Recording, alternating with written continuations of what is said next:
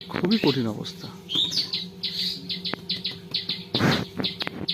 এই এই তাপমাত্রা এখন দিন দিন তাপমাত্রা যেভাবে বাড়ছে, পানিতে থাকাই এখানে হেরোর পানি এমনি নাই হয়েছে হেরো মেরতে মেরতে, তারপরে পানির পরে যে রয়ে থাকবো বুঝতে নেই এত মাটি শুদ্ধ গরম হয়ে গেছে।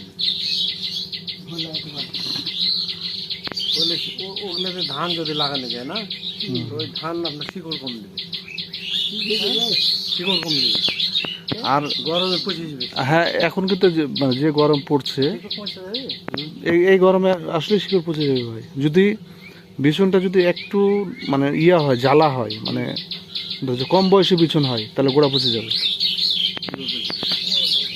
বসেন ভাই বসেন, দেখলেন তো সে পানি খাবো হবে এ বোতলে ভরেলেন না, এই দেখেন